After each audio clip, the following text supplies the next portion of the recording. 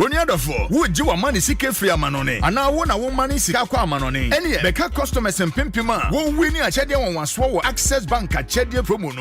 A bribia Babura access bank on Krabata BM. Eko Jessica money who do mabia a free 500 Ghana cedis aircraft. Who bet me winning surprises a hood one movie. So Western Union and a money gramba with Trimua. Ma access bank in Brawutri. So a man seek cancel beto access bank account to directed there. A ye free. Freto free 0800 004400. Access Bank. More than banking. She said, what should that pan? A yachia, dear wedding, a fimuni na ubia chen yakobi. Ah, now go drew wa, a man queen song, and no sataria chronoa. Sugo eno bia ne won say eno tina say your voice data and SMS mpo MTN just for you ayen share ebebo wan kasa brabo kama press *141# and now hwehwenya wo pe e my MTN app ne so na je wo MTN just for you share ebebo wo papa pa e wo Ghana kasifidi ba ko preso a obia nto no MTN Color party all about Sunday bro Nafi Aya Busheni J Color Party Adom Family Color Party 2023 Na Senia Fibia no Adom present Open Asampa Color Bramian Chris Bededi No Nesia Fia ya Bushen Temfa Enti woni kwala no ne obi amra me ni di mom Yes sir Yenji ni Senia Chade bebre kofi Say green white orange black red pink and blue One shamra me show Lego Botanical Gardens Atomic Junction Bibida 30th September 2023 Adom Family Color Party 2023 Rate 20 Ghana for a family of 5 was your former Kumakwenu Multi 20 Ghana Penuma Uramo I said ya 30th Kofi Catch no bia 30th September and number 10 question number 6 on Lego Botanical Gardens #Adom Family Color Party Jumadi Adom FM na Debra supported by Adom TV Asampa FM ni adomonline.com you credit sia konkon Slit Seed Self-Employment Enrollment Drive Ayodache for the personal Ghana AIDS Commission condomless sex is risky if it's not on then it's definitely not in DPS Industries Limited we truly are your roof experts Franco Trading Enterprise for Papa Fee Color Party Color Party Eya Busheni J Color Party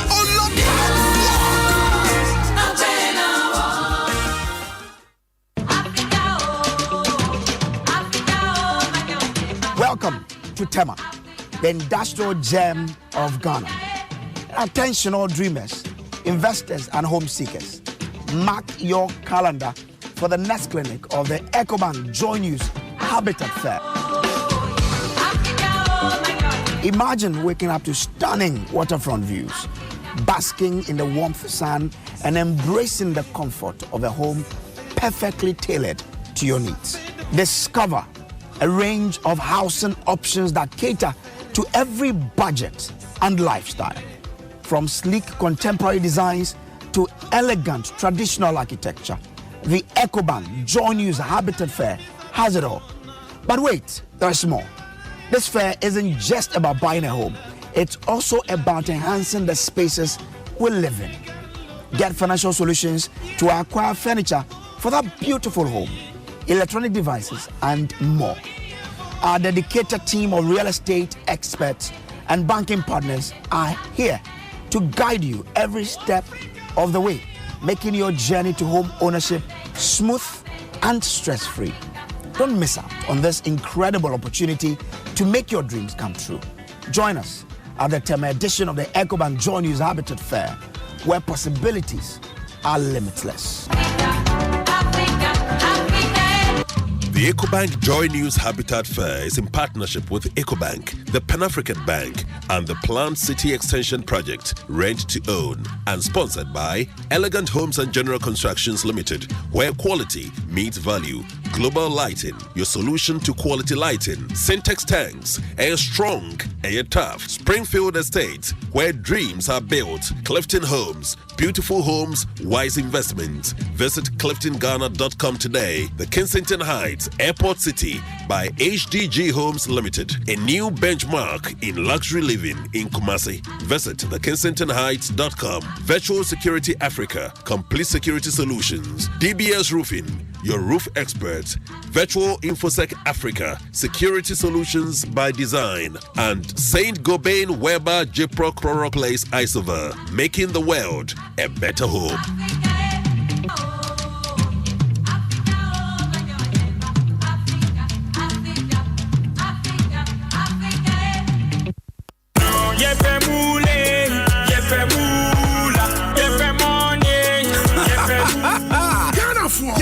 Akradia for fry your friend of Big 4 free game pack games no Eddie. Where ya Akradia net tuning it yet nyadin cry. The number Ahodwa and 930 kosi 9 Impressa de Biara na beka yen kunum difuane ho. Wo bet to me at to abefun kratwadia www.gamepackgames.com ana ubebo star 946 hash. Wa phone so na wo dia man Akradia adumeko eneli. Apene game pack games Akradia isu. Woni fia dum watia. Wontimen to Akradia fanyansa to Akradia. Big 4 from Game Pack Games. More mula, more power.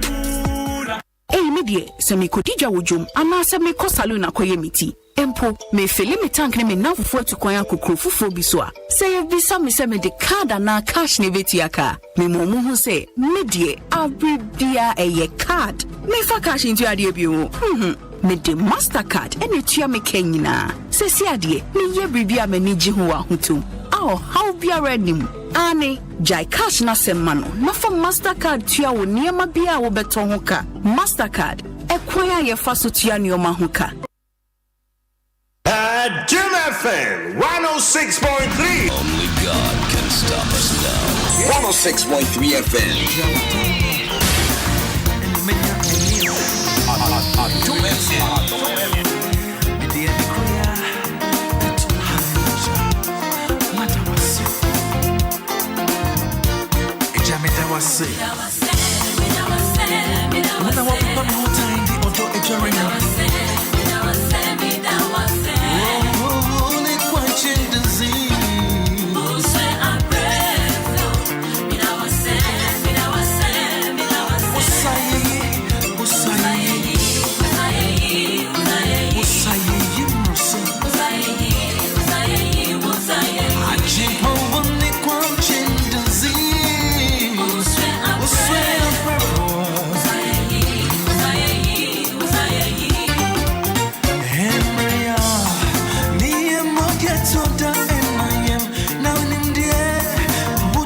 Minutes after 9, Adom 106.3 FM. Meeting the Chief Jerry Fawcett, with me friend CJ. Dwaso Nsem. You go so I did some more. Emranso say Abuja Fort na say na Adom Mpensenpensenmu no. Yeah, they bro, but my main first commercial information is very vital. Me fama. Celebration of His Grace. We a concert Sonkwa Afibia ya Debrewo Afibia ne Toswa Dunsia the 16th edition and also for Bernard Amankwa Afibia Celebration of His Grace concert no ne Tosu Dunsia ni Afei etre da so my offering. And it happens to be a heartfelt tribute of praise and thanksgiving to the Almighty. In Tibrana Bekaye Home National Theatre. Kwesiada 24th September 2023. And you may not see a pepe.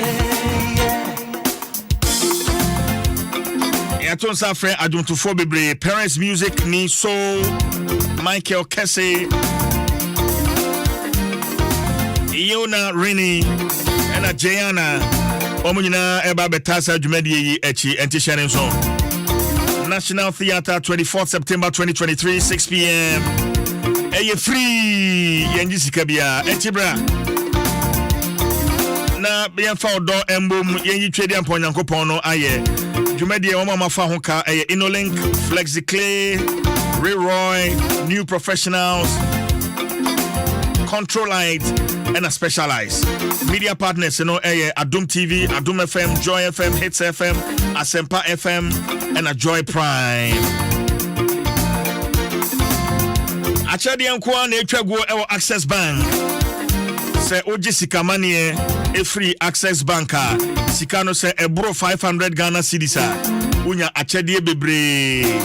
Branded gift items. Any bebre keka ho ne de bema ho. Inse sika no enam Access Africa, Western Union, MoneyGram, Ria, ZPay, Unity Link, Express Pay. Jefa Access Bank nenya achadi bebre. Enti ka kire busuafo mo ama no ni nyina se sika no mo fanfa Access Bank. 53 branches weekdays or munyina ye adwuma asana selected branches bi ho so memenda nkwa so mo eye adwuma. Access Bank, your number one remittance bank. Access Bank, more than banking. Yeah, you use Vodafone so emu ayede. It's say or recharge 5 Ghana cedis and above, unya 20% of your money back in your Voda Cash wallet and to keep recharging. I will fortunately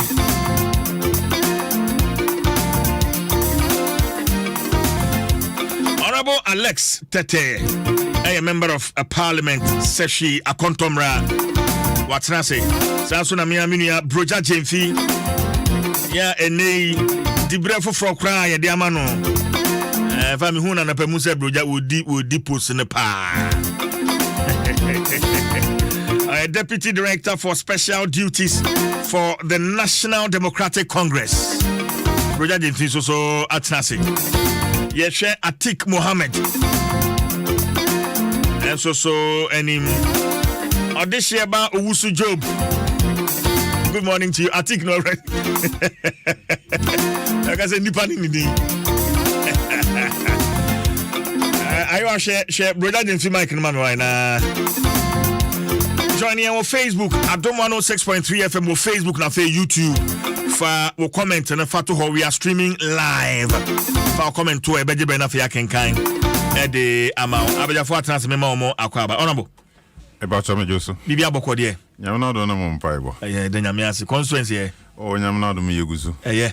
Nyam na do. Nyam na do. Ya de nyame ase. Ya nyame ase. Bro Denfi. Sije. Ekoyi. Oh nyankopon adaroma. Apomu de ye. Na se economy ho na obisa de a onim se enkoye and se kra de papa bia frame o se moko radio so a mamu kan ho kire na asem ne bio eno de ye nyina se obi ehu corruption no na ye hu ntie no na momodin se mo be kan ho asem. What it means is that aho kire no o kan as a wo ha ho fi say everybody is feeling it. Omani mo aye den ankasa pa nti nyame adom ye ho ye na ye boaboa ye ho so electoral commission see obetro from the 12th of this month nti ye besre obia on throne din bia no they say there are 3 streams omo di 18 since September 2020 and they just almost best 21 years. Yes. Until more 21 years, 20 years, 19 and 18. It's a 4. Or munina will be anywhere what you need that. Until your best say electoral commission registration now more will be unfunny hunjim. Me GD say it be electoral commission betie and someone him for opinion leaders and the political parties can say registration now more your district center no emwa wo mo fanko at least to the electoral area levels now be antiminya kwan entro ni din me gidi say electoral commission best sani suban na watie because we he nipa SSC register wo mo yes obi anko to the district officer hobe echo registration officials so was easy a recruit to crown me who say recruitment which means they are going to rely on their district officers almost so baby a 5 baby a 4 how to do it no problematic. What they no crowd to nchen and nay said your man why din obi nyi 50 Ghana and maneba and free village and kokru kesi mu so okotro ni din. Nipa ahen na omo benya saa ahonke kana kan say omo ebe sa adwumadi. Nti ni nyina no e de ohaw beba registrating me sure say electoral commission ebetie.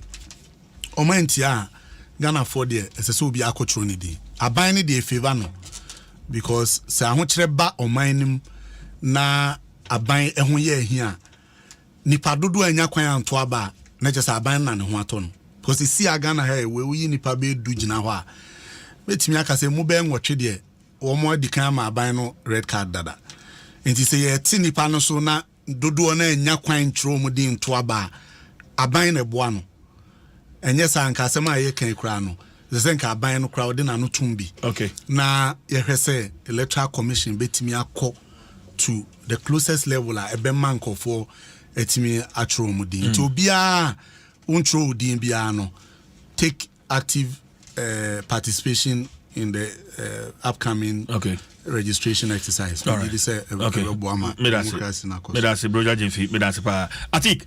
Yeah. Ekoye. It could be better. I think when we are fantastic. But I sit in the could be better.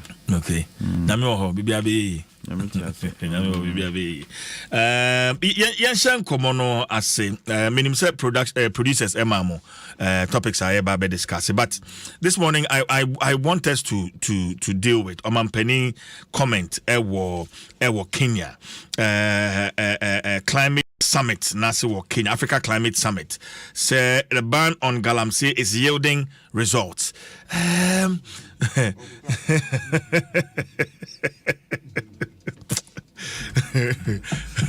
Brother Jimfi, my mention we are say, and from me, I'm about honorable, so because honorable, they are minimum 101. Minimum 101. Brother Jimfi, see the onim, Mpensenpensenmu sometimes, or can sem nimubia say obeka ho asem na when nyabotre, and yene asem no a obeka no ho a obetime de yaudie bi aka asem amanetia no if you say mostly adia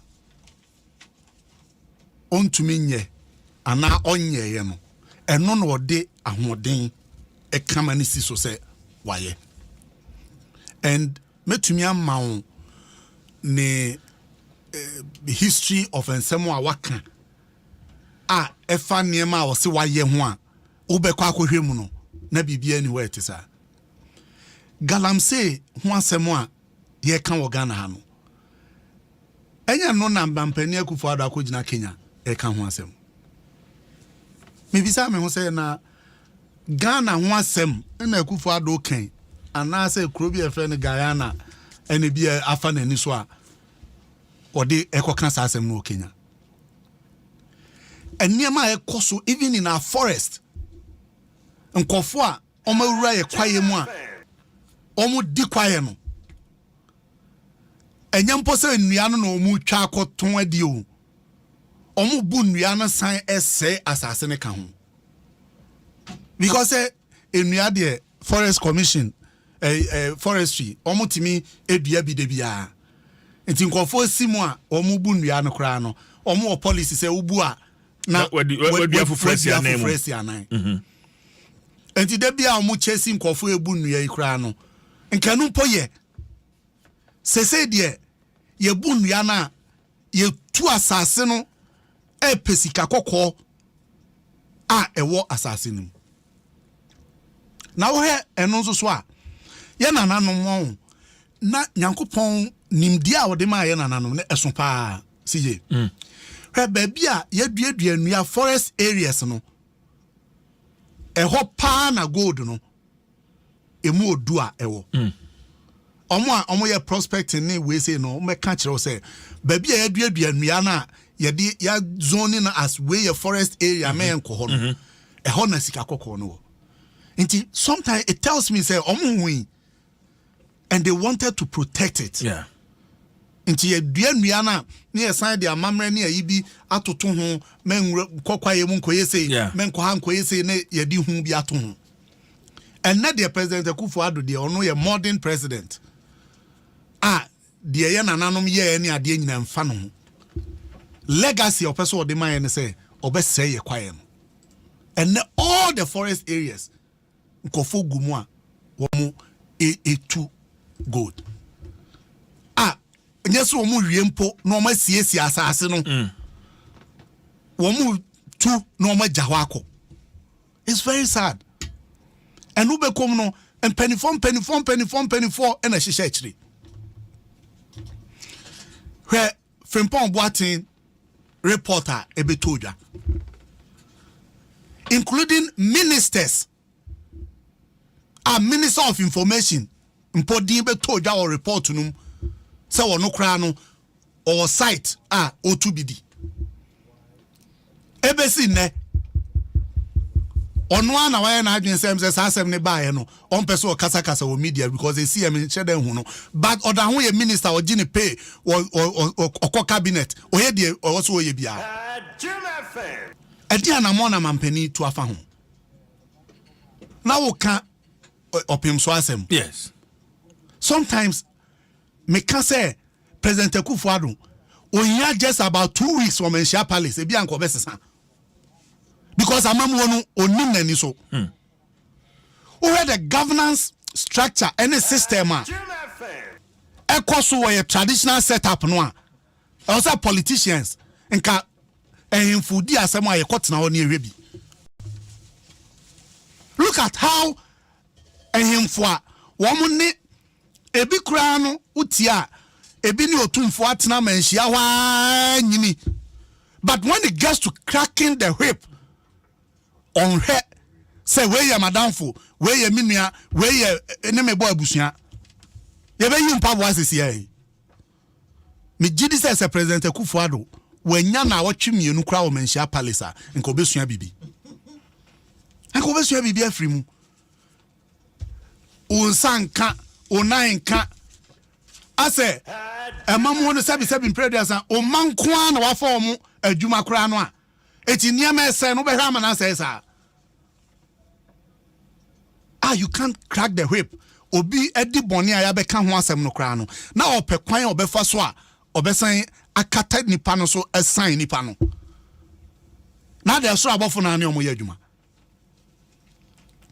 eti okogina Kenya akoka kire omo say ono a launch a galamsey fight ama sa antokwa no wako adi nkunim no eheva ho asem no okay enenne ya me no ka say nkofo the excavators ewura kwaye mu a omo kotu gold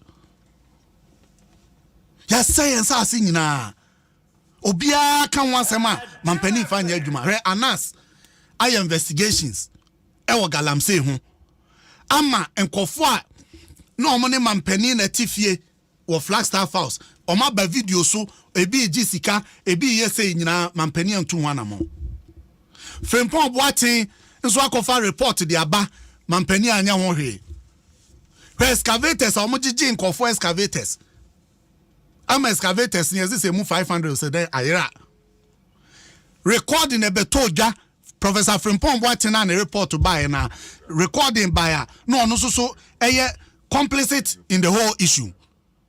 Say General Secretary ono na amane kwan say won gi galam excavator bi no mun to gold ni fi say party here sika. Ene san niam ni nyina akosi san. Iti the galamsey fight ni de mampani queen. Basisi awoda form galamsey ne da no so. It want to mean can't say or no wedding kunim was our fight no. He cannot be a judge in his own cause. Or no na or start say or kungalamsey fight. Onyama the people of Ghana to judge him. And Kofua omo participate in it. Media for any a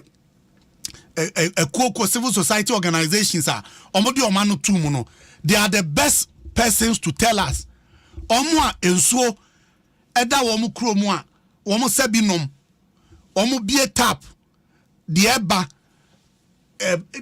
Ghana water almost spend it about 3 times sika na commodity treaty nso a ekonkofo fie e dey entra because of galamsey I say nso ni nyina eti onjai judgment ne magana for any omo a take part in the entire process enya wono a fight no wako edi nkuguo no ono na o kogina krofoforo so aka kire omo say wadi nkunim wo Ghana wo galamsey fight no. Okay.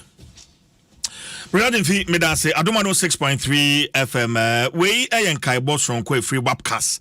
Eho. Wamo ejidi se obi nya HIV yare no bia na tuberculosis na umfri nipem. Enti sa nkitawudi kwatia discrimination against people living with HIV and tuberculosis.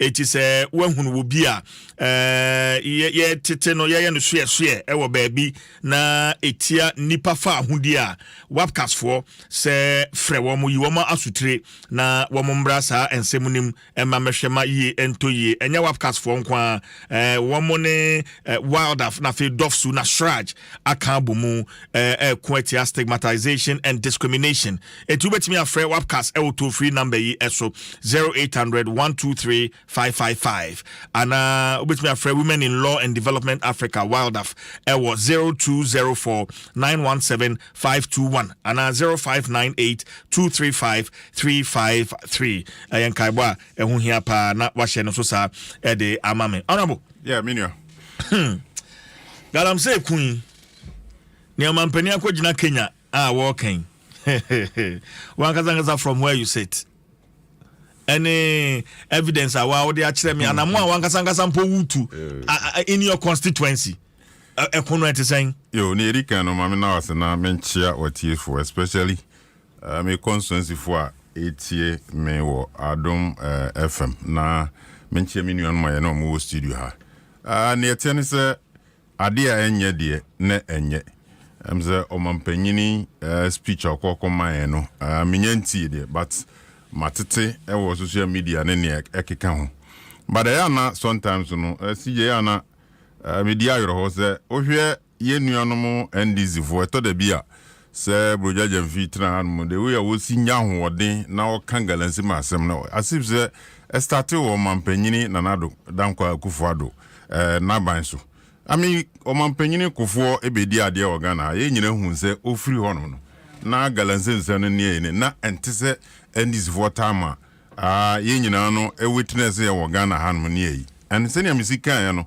se ade a enye de ne enye esanse omampanyini nanado dankwa akufuado bayi ya tete task force bibiri but ade ba ko asije meka ne se Ghana fo ye nyina so ye ka ho bi esanse omampanyini ete akra mpanyifo ete ha but bi so ho se sende ye first cavita e de ko eya controversial constituency ye first cavita e de ko eye ebia dwabo so ananse yos ananse baby a ye tu galamsey na omampanyini wo ho one nipa no e de excavators na ekono enti aso obi ahunu wo community ni mu two China fo a etu galamsey na eye adwuma na hwan na de wo mkoe eye Ghana fo na na setimamfo na no ene e de China fo no eko esanse China ni free China ba no no nimze bia akontomra constituency good wo ho baby onim bagana ni na ebia ono na nya opportunity ote ho no no sebio because of say bia ye dufudie penti ananse ye botum kwa na adwuni ntino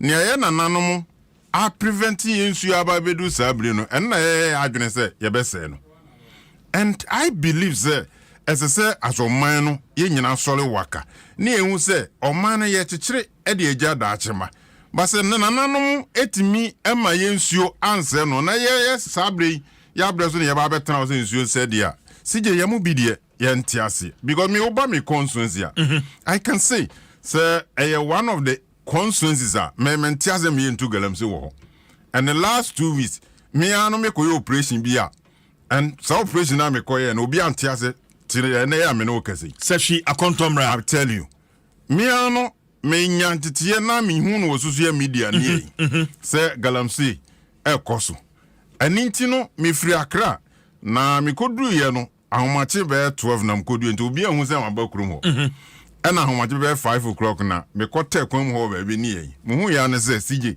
se me yi video ne de kire wa obi concession de baro de amo bi a China fo ɛna aba bi gu ɛyɛ ɛhɔ nom ɛna ɔmo se nsu a enkrofo be 4,000 ɛnom ɛni ti me koye no na me koto China fo no ne yi no ɛna me am kwa me ne me police no because na police for na ɛwɔ hɔ no I don't know what will happen. Yeah. Temia na homachi no ɛna me ko wura site ho ɛne me police guard a odi machi. Me ko wura no na China for me ko no kwa ye massage wo man so no mo akwa koye. Amakoye adwuma. Ɛna me koye na me koye no ɛna me ka kyerɛ mo sɛ ɔmo ye den. Na me ka sa no ne ɔmo nyina no ɛte hɔ. Anna. Me call no. Are you away? Kofi pa you am on the video see na. Me catch me police un say oncho mo enwu kan mu. Ɛna me do mo egu kan mu. Ɛna me do mo call police station. Na me catch police for ne say mo adwuma na ɛsɛ mo ye no. Me ma ba be ya mo. Mo arrest wo mo. Ɛna me order eso excavators na wo site no. O move ni nyina ne enko police station. Ona about video see for the Dominic Mamisis here. You move excavators ni nyina e dey call police station ho. And it no and I'm sending my mineral commission for the mommy who assassin on idea. And truly a idea of media will be concession. But Nippon to the Amu Bia on Nako China for almost say in Suno. Now you are more cocoa to obey 2 or communities be. But the question me be sir or more area and say, Sir 2 in Suno Mako to Nippon a cofu. Oh, because me honey a family community. Yes. And almost come cocoa for Nipa 4,000. A better no abe sense you crew. Aqua no. And intimate as a moment yet. And yet one and then yet man. Sir, me no commission for one directors are they say no more yet. Meaning say a paper that will be our. But some more yen no months since your dear. Mean country. And I'm saying some go poison. Me no can say excavator no be pickups near in Masizia. Our police station. Anything you make can say. As I say, no 2 is crap. And I don't need the day no. Near make catch on is it. Man penity no. Baby omo ye you know network ni baby a. Baby omo 2 galamsey no ko network enya juma. But the sudden aspect in say China fo nipa fo yi. Togo for Markum 50. And Oma de Oma could go on my year, Juma. Gan the Niba Kunkran. And the Nippon on the dear no, on any side to who. And I got the China for no more year, Juma. And to on 2 years, no, I bet you no. Togo for and I walk on the China for the year, Juma. And community completely bitterly.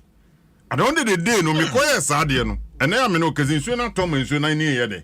And as I say, you know, so mine, it's me bois. I meet me 2 galamsey because broja. Then I mean okay. Sometimes when we meet me, I can say it's secret phone become because district no a ho offer ho na wako police station baby omo ye galamsey. A ben kwan. But I bisa say near cost nyina no omo ntiana. Community no so no say bi o ye ho no na ya do for. Ebia ono na kwaje asase na odo ntino. Oni anu so obeka say won tiase because ebia na panyini bi nso sa o ye dey. Ewo mu a okọ kan tena nkwan ye be gini bibi. Intriboja a collective interest say nyina no ye be kan bom. Na galamsey ne ye tu ase once for all because say a proper man no be ya. And no me na commission for no ko site ho. E ko here say ade ne say na esi aye no. Ese so mo tene nti community man e de makro no say na be ombenya mfaso because e ade a good no ye ntimi nka say ye se obi adwuma. But ebetimi afa kwan paso a ye nkon ye den. Enko sensu nti broja mo ma ye mfa galamsey ne nye politics because e ade a so mine ade se forestry. Me last 3 weeks me ma men crofo ko sizi excavators in Safwa. Omodi ko wura forest one say the whole Ghana. Me na me what the largest forestry pa e me constituency. Be 15 miles abla on 2 kro. Forest nko. Na ni forest nko be 15 miles abla on 2 kro bi ya wo. Ekọ but me ntia se mo muntu galamsey wo. And na me wo ya me kwa kwachu because me ko ye deputy minister and you won't for me catch them so the one city about the mama say menye because me impose what I'm doing in akatua etua me no I feel say I'm okay with it but the enye de enye and me obi abetime attest to it say me galamsey de all the see me constituency a may on Wodma because and yet dear Metias and I say for us, I since you. Yes, say I can me, my mamma to as a member of parliament. And community know the larger interest no na 7. And it's only pattern 5B, equal benefiting na the larger population best of Fadia. And ya dear Metias. Intino, CJ American is a galamsey ni dear yes. Or Mampenny sometimes, you know, I ever can't say Oguzo or fight it, but they me pay no crow. Yanka, Sana Beya, Yinabe boom. Na yetime to galamsey nasi. In fact, honorable Tete, mamin can we because a buy an opening we to anambi enya kamemetra han kameka. But based on anapay in sama or there two men near abedafo moha and yet phone in mebo abaso. Mebo abaso. Honorable. They are complicit. Omukran and Shachan of honorable Tete. No colleagues nibi mebo abaso. A yeoman's job say MP no to nika. Akwate time kofo ya MP no so. Yeah. A champon. Onu so aye na adwin say we hwan a ommo to galamsey on constituency. Wow. And but we have some MPs. MPs. Or admit to say it's a continuous fight. Yeah. Yes. Yeah. Yeah. I am winning. I think Mamin Brown on that note. Mamin Brown. Kagabaga for na me chia yeti for swingina. Sa idea. Look, I've had cause to say sir fighting. We have lost it. And you say we are winning no. I was winning the natural process. Yeah, boy on Humodimba. Oh, Mampenny in his words, or say it is yielding results. He has yielded positive results. Positive results for that matter. Or say he has the ban on galamsey has led to lower carbon emissions. And you know, data being all kind of trasa. There's no data to support that claim. Look, says here we share forest cover, the depletion of forest cover between the last 8 years, you know, and it is when your forest cover depletes, that is when you have higher emissions of CO2. Now, na the ban on galamsey, the mere fact that you can say you ban galamsey in Chester galamsey is you. After crown amount for a tunicasi. Say na ya Joy FM for as a Joy News, mu a documentary be. The environment is look in forest little true. Also galamsey no ye were different places are here galamsey no.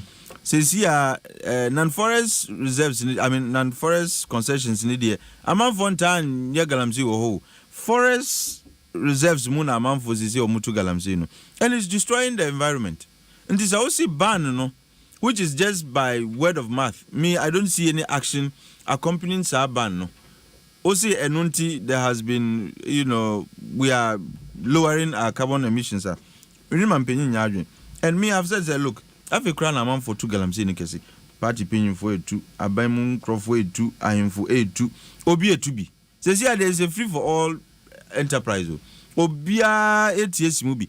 And Adia Mudiaba, me cry a hammy kesi crown say this thing called community mining. And you cry na omofasu edisa environment, Sa community mining, me see party for na year. Ahim for a year.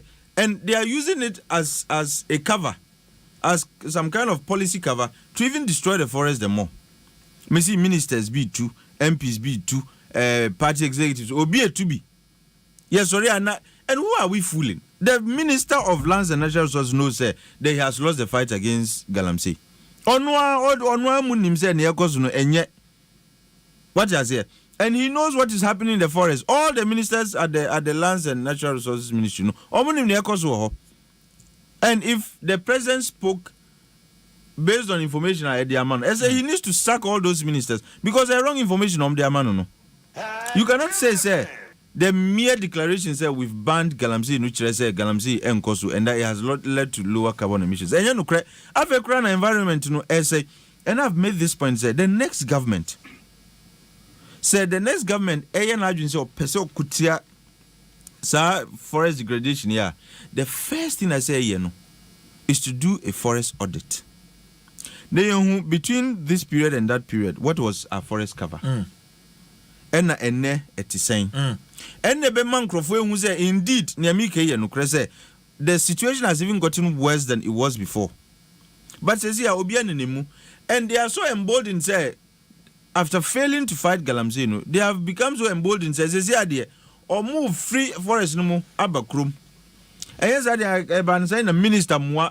And you see, and these are some of the things that Sebi Utia Emauraho. you claim say because of the ban on galamsey no carbon emissions air form. The carbon emissions air form in relation to galamsey because we are keeping our forests reserves intact. Achimota forest. Enu enye forest. Achimota forest enye forest. Since I say yeah beton. In fact, say they've even gone to Gazette the classification now my no. Our forest na Kakra the only forest reserve we have in Accra no. And the only forest cover we have in Accra no. Ya chiche Eddie Mankrofo me see ebim kra tonton omo portions aye de amom. Dada. Ya ko Gazette and you claim say your fight against deforestation is winning, is gaining grounds, is winning, and because of that carbon emissions are covered. If not because of public outcry, Anka Achimota Forest, ye dream in Egu. That part almost they've declassified. Which part of the Achimota Forest would you consider peripheral? There's no part of the forest that is supposed to be peripheral. Which means the mangrove in the name of declassifying that part of the forest. What it would mean is as a man for G. Normally Sidan and other facilities. At the end of the day, that cover will be depleted. Now carbon emissions are bad. And beyond carbon emissions now there are other implications. This is say we are as each say we are winning the fight against galamsey, which is not true. And look, me say, look, Adi and it's not as if Yentimin we knew, but there is deliberate inertia. There is that deliberate inertia on the part of officialdom to fight galamsey because Ebimo are profiting from it. Politicians, PURC for increment in water tariffs. The reason they are giving is no, it's obvious. You don't need any sabi. You don't need magic and rocket science to know. Say it's because the water bodies, inland water bodies in Asai. And the cost of treatment. Saying you have to treat. Chemicals. The amount of chemicals required to cleanse our water bodies, I say, I mean, chemicals kuma. And imagine drinking lots of chemicals. And in as they say, Ghana, there were cases of cancer on the rise. The number of still beds. I think let me help you. So you also medical superintendent or was a also hospital. Yes. Now in no Kasawa, one of the local radio Liberty. And I know say chemicals no mu use wo galamsey site no. E ma anyem ye ba hospital no. E mu 10 research on my no. Enkola ni 8 and Jesus Christ. Out of the 10. Oh, and it's a man when you know cause now see your ban has led to lower carbon emissions here. I mean no nyadwen because you have not provided any data to support that, and indeed no data is going to support that. If anything at all, there is a worse, like there is a downward spiral as far as protecting the environment is concerned. And me say, and yes, so look, if you give the fight against galamsey to me, maybe 3 months, I'll clear the entire. Look, there's no forest in this country. But only we can't win it. It is deliberate. The inertia is deliberate. As I say, Ebimu. Among millions are ministers. We see millions of dollars are ministers in every galamsey. Ebimu crowd boys on me. You were ministers, party executives are info. They omu. Our boys are almost two galamsey no. Mom until monthly no more by sales. Until Zanipan, how do you think he's going to fight against galamsey? And how do you think that it is in his interest to win? After all, Nipa no until ho or not in crime. And now to baby fufro. Until what say I am fan ho. What I say, and that's why I'm saying, sir, all MPs and other officers of government are omuti baby I can say minerals one. It should be part of their responsibilities beyond making laws to ensure that like honorable and me one of us kesipa. Yes. Any Minuya Richard Bia East MP. Richard Champon. Yeah. Me bo mo abasu because they've realized say beyond making laws, we have a responsibility to our people. Now, yes, sorry, Jinawa, say, be quit ya, sa galamsey ya. It is something they can win because some way, somehow, they are clothed with some power and they are the representatives of the people. And to who MPs are also be quit ya, galamsey dia, you can win. But MPs need be concessions. Yeah. It be more to galamsey in the name of community mining. Ministers be to Chroma, they are profiting. MPs need DCs be our Makambuma. Missy, the Ministry of Lands and Natural Resources, it needs a serious overhaul. And I'm saying, say, any government that comes in, the first Juma say, is to do audit of the forest. And look, we have no idea the extent of damage, because we haven't done our audit near. Yes, our audit now. Now, the Bechagana for a one will be the extent of damage against the forest. Okay, and if they are taking any steps, honorable Tete ni video no, and at that Facebook say, "Inti mo anamu bisa video no on Facebook no join China me." Aba China ni a omo no, ye be massage o man sana. Na wa sorry akosai your forest. Imagine the impunity of it. Mumra Facebook na mo mehwe video no. Me wa you brother. Mo mehwe video no. O sorry anopa no. Ghana ma emia no. No wakosa on here honde no they akosai. But you see, whoever the owner of that concession is muchin or no so. They have the date, they have the information. I said to me, let me speak to the video. I'm saying, Ahano, China for no, massaging in night. Yes, massage on machi. And I will share with Facebook CCA. China for no police in police in yeah. No, me galamsey when I speak about it, I speak with passion because it's something doable. Honorable meba hono mution. Honorable bo ayo nti sisi ya no makohye edan ni nyina. Yes. Makohye omo dan ni nyina. The next day na me call ye no. No ma. Me call ye no, me call to site one na machine say wo be 7. Excavate. Me move be 5 2 na ka no mo ka trem za asai. Enti ye do mkogum na ade chin ye no. And I'm so, Mammy found Concord and Echo. Me go for no more be another pit or baby. I want channel baby. Me call no more year to money. Tichana for whom me no says I what the hospital one of the Chinese. Or dear me got far. Cocoa for be money bunch of whom. And to get any no man a line, and I'm a chin on it, driver, and I'm a juju or more pick up on a tie. Simple. And I'm for me, no. And now, because of Petru, now I'm sure more than on my and you see, they're not honorable. Police 40 more. And you're so many more. Yes. So if you have security agencies, if honorable practice, I'm more plan pay. I want them now. That left now for main road no police station. Messi Adi, and you say we can't win. You need Obia who is dedicated. Obia why na adwin say obetime kwetia. Another constituency. Tombe, look at the number of people I'm telling you, affected. And farming communities go about 4,000 crop and no Kai. And you say that way, now you see originally and go for so go you must pure water. Me ma congrass no makwako no zanzu we bi da. Me campaign here because na me congrass no cause restaurant. Ma konum bi da. And me call ye no koko do me ye operation we no mo ko fom nyina onim o top pure water. And imagine the cost. Our water and all their fom akwa use ni. Because ya ma China for abaha.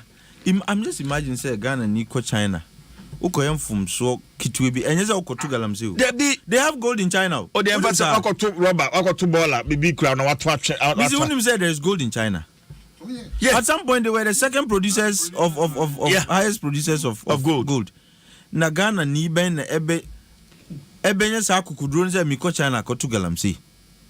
Ghana for ko power amono ewa amono ni. What is a Ghana ni bisi miko China ako hustle. Na wakotu galamsey. Bankrom hadie ye mo mukwan mo ba na hwe eso mampani obo aba Ghana ni na odi concession ma o me share video no say ese chinu ese chisa Ghana ni no. But look, my final point is that this fight is a winnable fight. We just need the requisite commitment. The ministry is not committed. I can say the highest level of government nobody is committed because a man for enya hom faso. And Sadia Umudia Bakra na Sebi Biazadina friend community mining. It is the how shall I put it? Is the sexy way of doing galamsey. community mining no nyomudi ya no so yeah chichama community for na my mining no but they do worse than galamsey what galamsey for a year and they take that as a cover to go and do galamsey and I make what is here and nuna me see party ni bia sabi party executive bia oya galamsey ubizana dey na you me ya community mining aban penyin bia oya galamsey ubizana o me ya community mining. That is a policy cover for people to exploit and destroy our environment. Because I've not seen it was meant to take care of galamsey. Say is if you read the policy document, I've read the policy document, the rationale behind the introduction of community mining, to address and cure the problem of galamsey.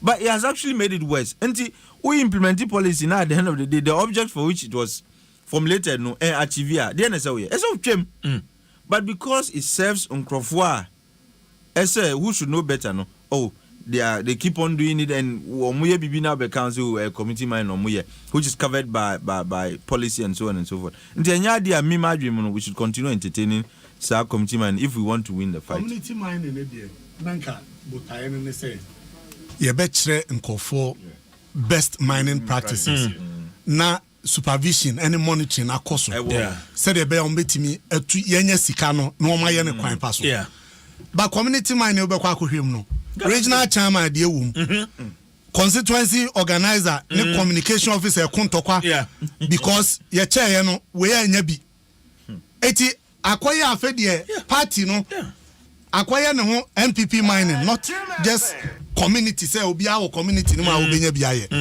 it once it turns partisan no kwan be na obefa so a monitoring ne control ne be yadwuma because who minerals commission abrantia e de wakoto wo say hwe ho no wo na wo ko kire party chairman kwan ye fa so to good na obetimi atena ho dabi ni nyina koye ne ho ade na ye hu won kran say ye de excavator ma general secretary ne boys nsa kan ya kire na asase bi ontu na onfa sika ne mo party no eno na ye decentralizing with community mining no eti community mining no cry more serious than enkofo a enkomu cry free say we you be concession anameboa no dey ama China honorable ken say minerals commission for so omo de hobe community mining na omo be jan enkofo no. Yes, that's what. Now, as I call a party for after na nipa na ono kra concession here ne dia no. No di ho ya kra be fa ho awu because they ade ne ye na ye ya. Ale na munja mo ono nye. Na mo kwaje mo obi fo from obi. Yeah, the question is ya ma wo permit ya ma wo yi wa kwa kwa.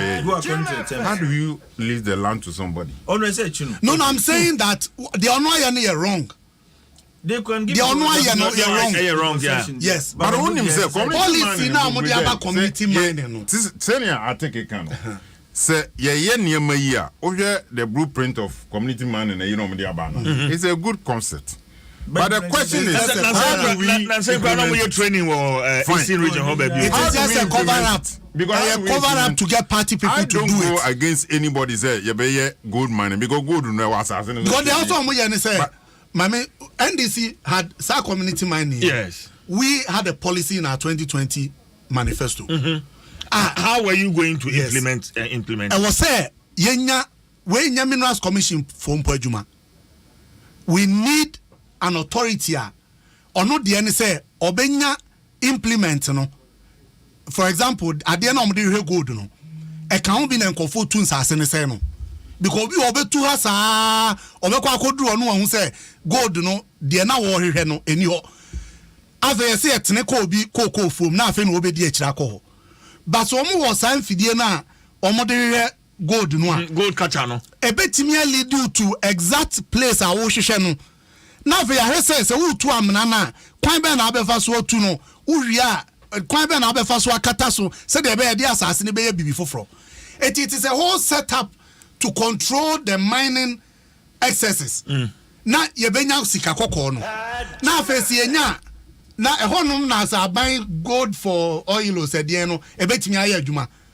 Say utu gold no a esan sa buy na de akade ne bibia ma wo. Yenya nkofo o mawie university and na ko University of Mines a. Kofo bebre awie a omuchi uba. Yeah. You're training mining technicians and mining engineers. Okay. Uber drivers. It is performing it's a whole comprehensive thing. A policy document to cover up and leave party people there. No, okay. No more yet there. Worse than the okay, the same thing. Obisa and one document now on my and the current CEO of Mineral Commission is doing very well. We hear radio engagement all year. Right. But the question is, ye might say to me, say, Concoy Jumano, a dear report and a touch. Because community now, as an animal boy, as assemblyman or boy, as a DC or boy, security apparatus a boy. Now community man and a ye. But send your work, I mean, party people, my Juma, dear Ghanaians. But me, the enemy say, Obever compare, I am consensus, you and say Bibia. But I need a me DC, and me party, then you. So we are not mature, me, I won't allow that. Maybe you're one principle person. That is the mentality we want. Say, obey any year now, obey any year, a bad boy in you. But say, oh, Quan only patent 20 best things you need idea. Maybe me conscience that you can. One announcing career presidential. No, because the president at the apex, no. I think just the president at the apex of the structure, no. No, wa kojina Kenya say wa kun. Facebook comment kakra na I take me back. Alexander Oreko say we need this MP in the Buakwa South. On need there or the abanono. We say so sad. God richly bless the MP for his good work and should keep it up. And we say let's congratulate the and his police guard. They risked their lives for the good of the country. China for no say me my police guard will be careful that then we I was MP at large for a seat my controversies Naji MP at large. Now no from constituency to constituency. Now Kutia galamsey in my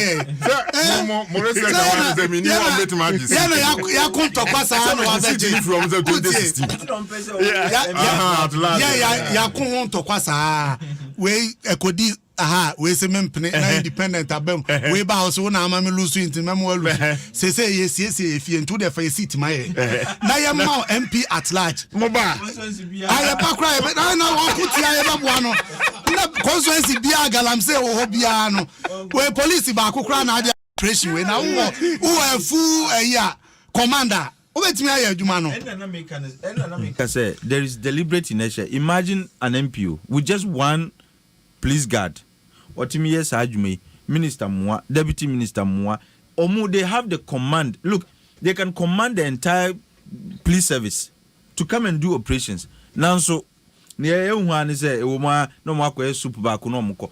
Obia oti constituency okra. Oh yeah, adichi no. They continue to work. Information. And I miss subsidy they are just honorable comment information. And a man for make a committee. To be an himself, pick up. Oh, baby. To be an himself, you know, Obia was a maba. I want 5, and I'm saying, what I say, you print. Because baby man performed by ye, and then I mean, Pia operations. Wait, Missy, I do a press conference. Or your press conference. Say we are going to a strategy. As in Krumaya meeting forever Asante form. Now of course se Kwame Nkrumah be 2 watch na homachia. Dey be 2 Nkrumah be small call na nipa na no. A controversies in there. I can be among consultants. Adom 106.3 FM. We have one other issue. Alan issue no na yeah. My suggestion has always been, and I'm working to see if I can come up with some policy, brief. Okay. On the mining, there are 2 extremes. Either you are doing large scale mining or you are doing small scale mining. There's no medium scale mining. Obi owa capacity atra small scale mining. But on to me large scale miner. Because the fees unkwano and yeah. But the person can be a very effective medium scale miner. We need to have a medium scale mining framework. And Nuna, so that look, some of these small scale miners can even be working for medium scale miners. maybe nipa nenya concession is a bit big kakra na omo expertise no he can employ them to be working for him. And no is another effective way of dealing with galamsey. What is here? Yeah. But because there are two extremes, nipa no nanka onyaya obes large scale man but to me so you think we need to create he becomes another he does multiple small scale mining in so a fire galamsey because the concession yentimi more concession and try a certain point when you say like small scale mining limit kitwe bi but nipa no office mi capacity eso sin ha nti obenwa obeye the legal concession no the galamsey dia no e dia to aso.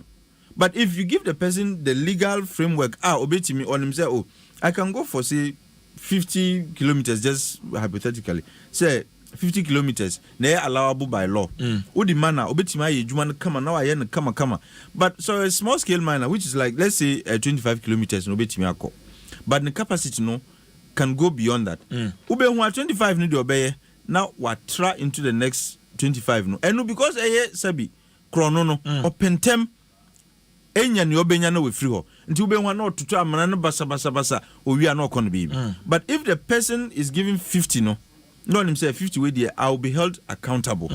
Me assure say obehwe na waye ni we need to review me that say Adom 106.3 FM channel so say EcoBank Joy News Habitat Fair no baso tema 15th to 17th of September 2023 tema Metropolitan Assembly TMA hwa Community 1 anapa no wotwe the kopmanwure no nsia we the biggest fair efa adansie ho enti from financing, land acquisition, rent to own, outright purchase, roofing, lightings, electronic appliances, home security to home furnishing. Ni no under one roof. So join us what tema TMA 15 to 17 September. Na yemfa Joy EcoBank Joy News Habitat Fair. Emfa Emrel EcoBank na fe the Plant City Extension Project and Womone Joy News Akabumu Elegant Homes and General Constructions Limited, Global Lighting, Syntex Tank, Gold Key Properties, Springfield Estates, Virtual Security Africa, DBS Roofing, Virtual Infosec Africa, St. Gobain Weber, Clifton Homes and afi the Kensington Height and in Numekwa Hodwa wamo eta yechi enra in fact enra no na ayam yenu alanchamanti obe press conference obe kasa ebi so on kasa wenya kasa mebe pon show no na say wa call it off the press conference no afei enwumre no be no miensa no na hwa so the cat aba say we pull it out of the presidential primaries. Okay. Maybe I'll take Mohammed. Why we draw? He's a smart gentleman. I think Mohammed, I don't know. Because it took me 30 seconds to go there. International Aquacobano, but Mamisha same free on about Teteso. I don't know if it came to you as a surprise. Minio Senia. What can Kata the Union a humbi? I'm the spread delegate, Union I got to a banibi. Media made me a can. Say, Memeko Jodi from the onset, and I'm a supporter vice president. Confirm Tama, the 22 here. Omo Kasapa or radio so a Casa in campaign, baby Okubi Amikubi. Na, I'm say, Alan, say, watching who free, second one I ever call a November 4th now.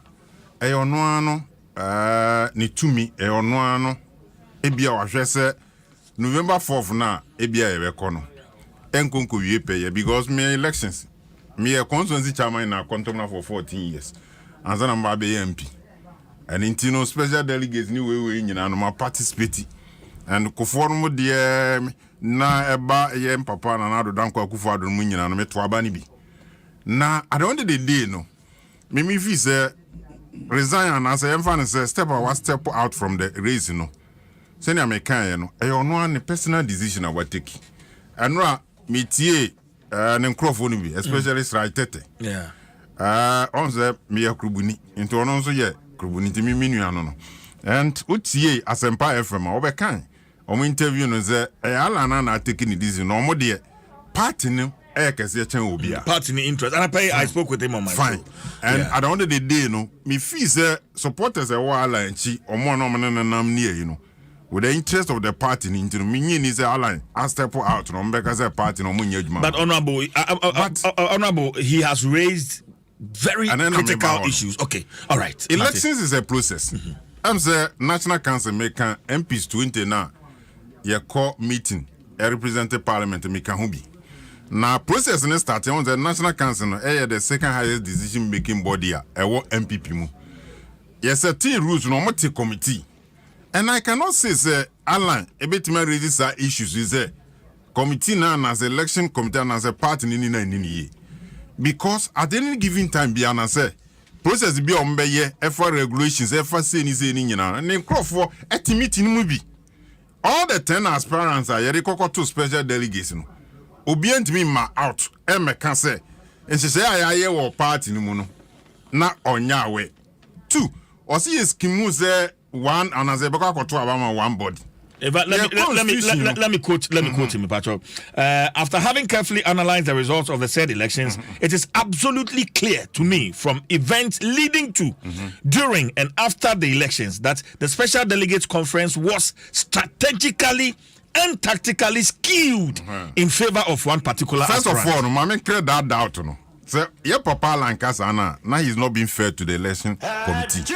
2, your constitution, it provided clearly say, ebeko to abano ama special delegates no MPs the constituency chairman for no regional executives founding fathers and as a founding members no national and at the end of the day no omo overseas branch no. So the question now ye baby say won say the microphone bi be kan ho abla alan ni team no muni mana. 2 your vice president mamfa konya we so mo na baso say oye campaign candidates nyina. Simply because we are special delegates, no. Or common 9 so 3 times answer about 2 abano. Answer no about picking the forms are falling or common 9 so. Or call a the last year cabe 1 week ye feasting regional town. I cabe 1 week, or Sako be a 9 so may Western or some be shares per delegates no. Meanwhile, no other candidates no Obikura and see region ho Obi acquire or one spec. MPs are parliament. Vice President I be share on several occasions. What throw yensa after when you fee or be share or parliament. In the end of the day, no, you got 2 Obama vice president because of the Nahum farmer, because of the way we sit. And the simple you say person be or be break it. I'm a can't send your bit me young papa.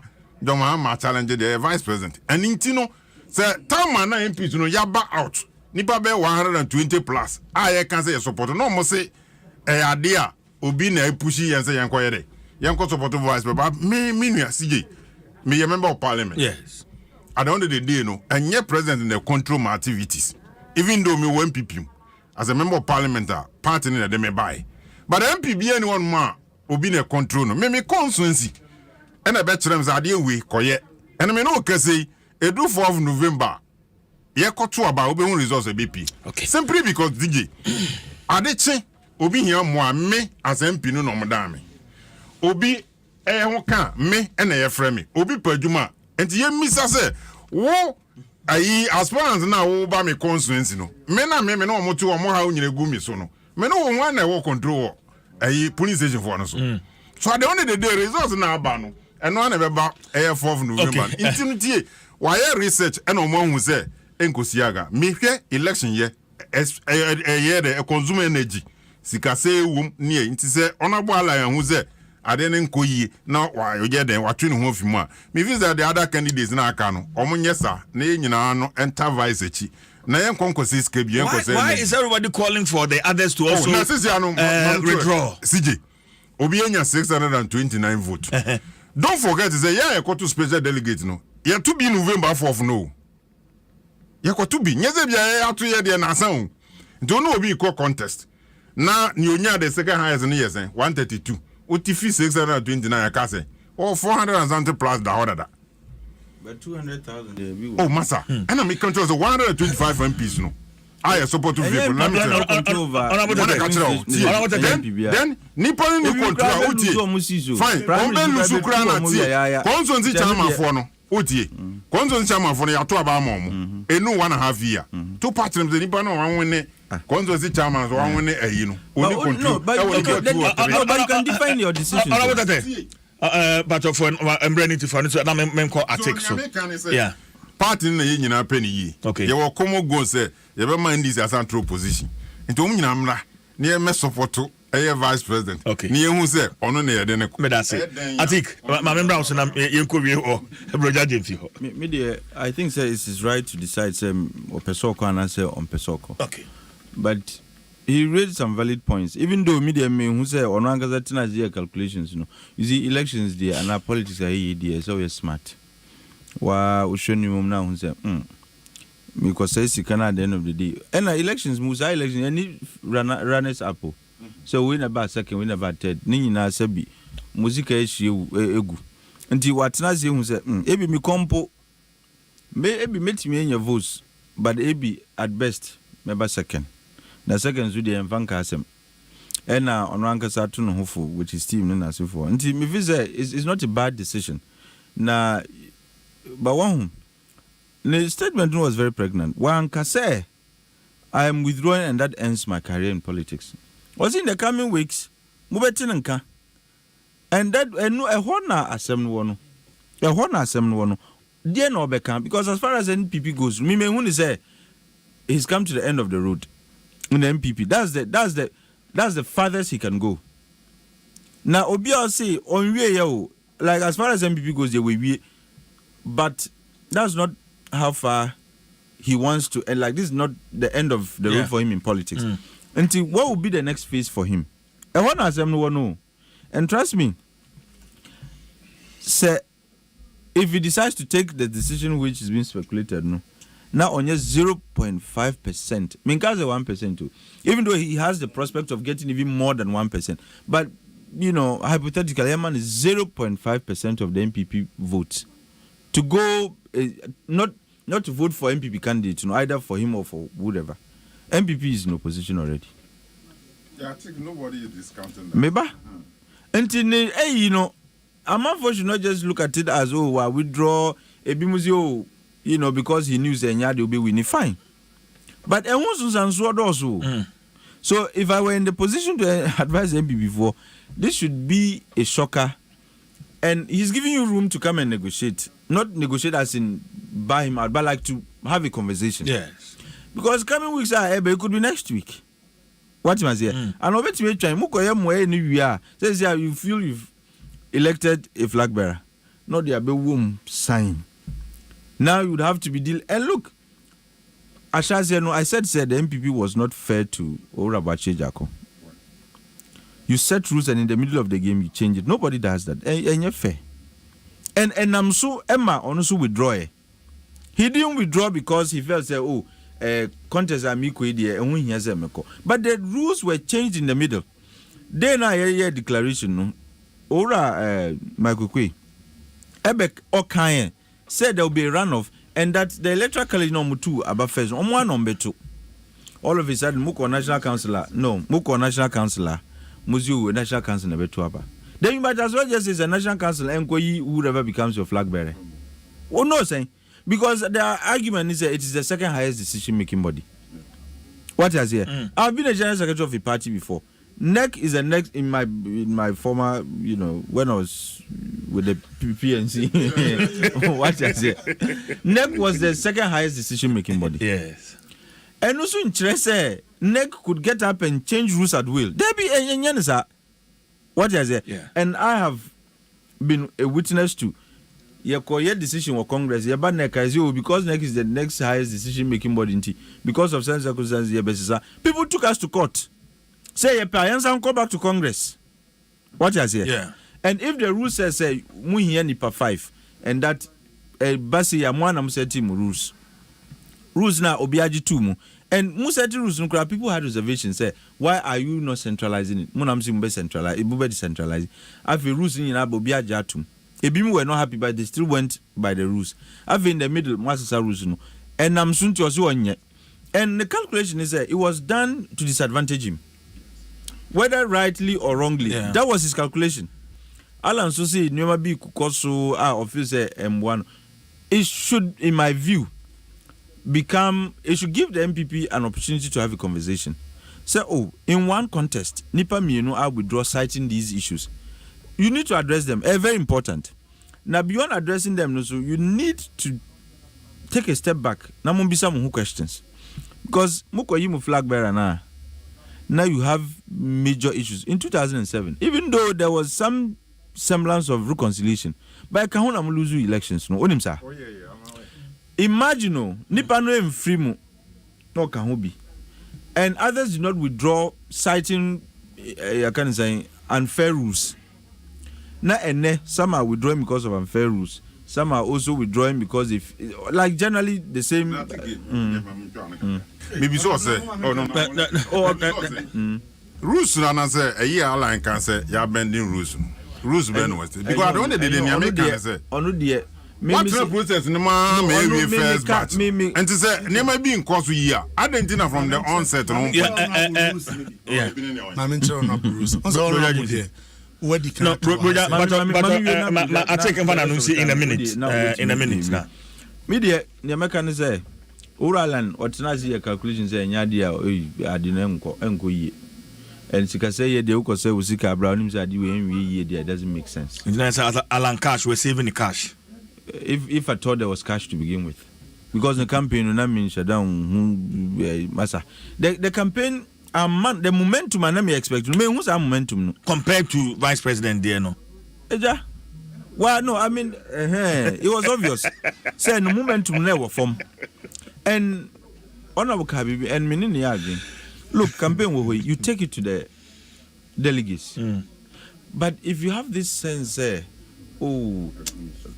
medium kind. But if you have this sense, this is my. Say yedi mami. I don't want to use the word sense of entitlement, but if you have that feeling, say, every election is unique in its own way. Yes. Look, Ubetima contested election and ABC and this is for your more regional elections. ABC, you can have Obia who came close to winning. The next election, look, things change. And a man in will say because you came close to winning, no. So election where the Ube winning, not each region, for example, the regional chairman.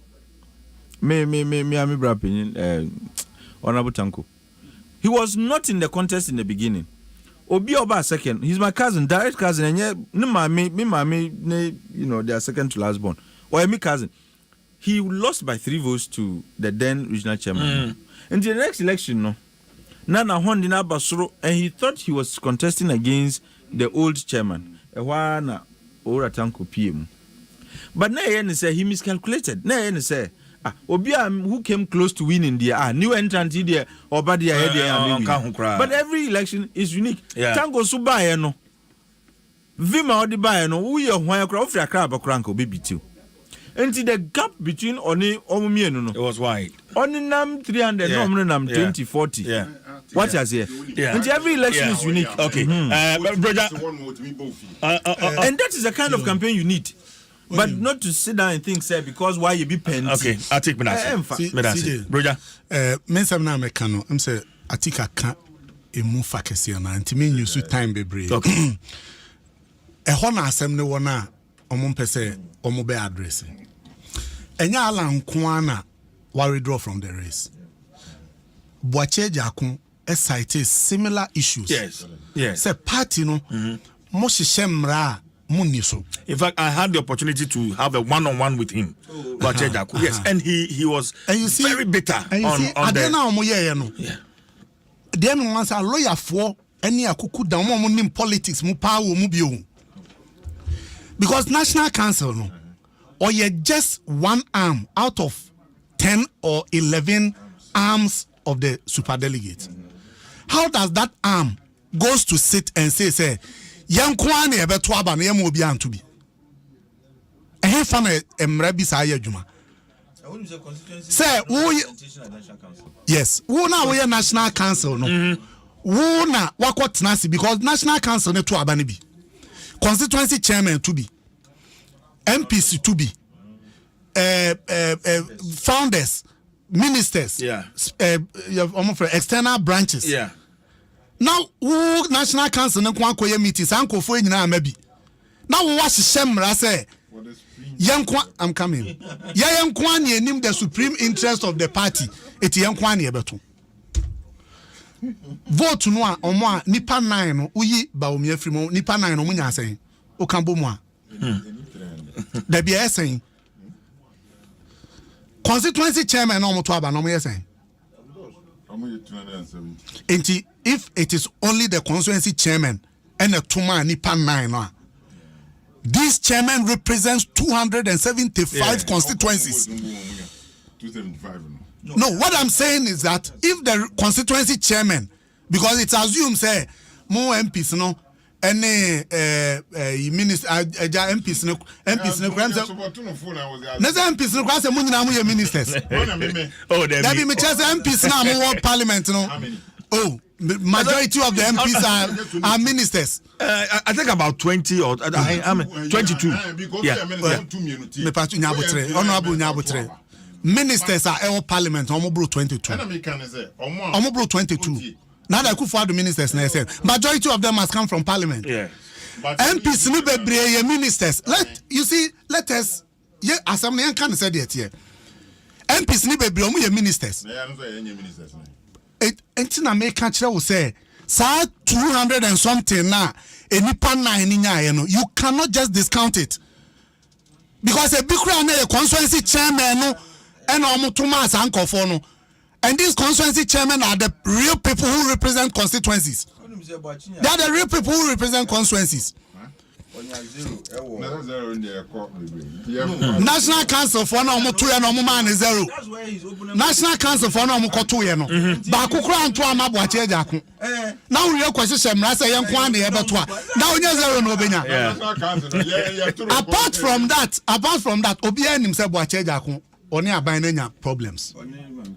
Oni mampani wo problems. National Council for esusu ye mampani ne namfofo ne omo shibom. Ebe den wenya bi. It was done in order to cut him off. If you are smart, you jump the ship ahead of time because I didn't But you see, one thing with NPP, which I think they have not been fair to Alan Chemati. Very, very unfair. And for me, a better day pass NPP, bet me as Alan say. Especially Ashanti region, on Koye campaign for Mao. For what? The first thing, and they say, President Akufo-Addo, why now share but publicly, Nipem, and I can say, who free wa Alan Nebeba. How are your constitution, man? Now, it's President Akufo-Addo, somehow can any constitution one find your honorable Nyabutre.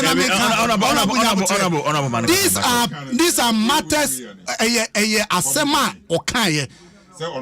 Say, Alan Ejaiman no. I listened to that speech. Yeah, I think I have it here. Yes. I think. Well, see. Let me see. Onone Kufo call MC Sunyane meboa. Yeah. Kufo ka kire ne say one chain ofiri ho a ono ne beba. Na wonim say enye fia konya no okwohye sa abon. So enye na do ne. And me ba nya botre me asema me ba ne me ka besi so a wo behu. And na wo share Alan bo say woni ho a ono ne beba. But Mpensenpensenmu meti about this super delegates conference. In the first place, me say esokra nimfaso. But there are serious allegations against the president. Someone to can be atrem. Say, yes, Mampani Nankasa took personal interest in calling people to ensure say Baumia will get overwhelming majority of the vote. It's never true. Sawuni omokasa, yeah. Bisa obi owa asem na ye ni hu so obeba be kan sa wa bonten and the person push ya but obi anu obi say asem no no look at the third the third but now this year me time na so the second paragraph no say after having carefully analyzed the results of the said elections, it is absolutely clear to me from events leading to during and after the elections that the Special Delegates Conference was strategically and tactically skewed in favor of one particular aspirant.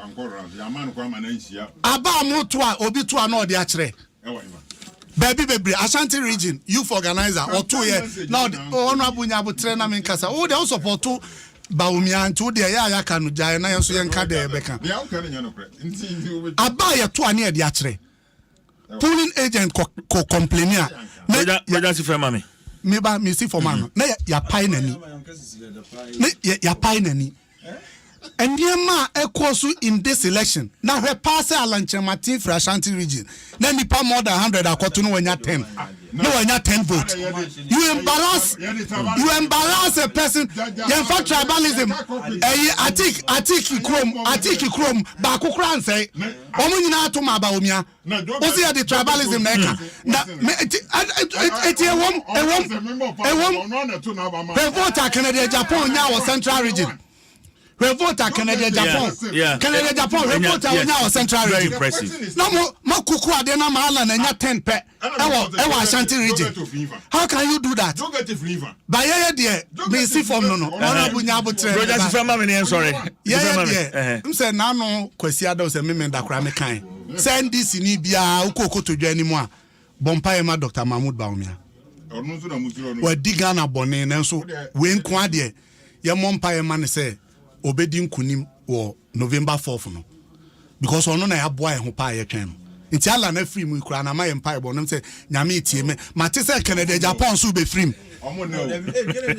awonyam free mu me dey say na metete no ate ko na vice na we interview Alan nkofo na and I me follow him on social media me hu say OPK or say 100% NPP be hu say Collins Owusu ono so the abase NPP any day Martin Sly so down NPP ada ni ja NPP ana no but no ne dey tina mo kasa sa no the question is no but the change ku free mu almost say the support be anyone be kasa 100% maybe almost say the party is supreme. And it doesn't matter what has happened. No. Alan Ijaya has it reduced the weight of the party? What I'm saying is Alan say uncontested. Ansana obe jani nyabutro. So you say Mohammed Kumasi o. Me dan say. Honorable Tete. Yes, sorry.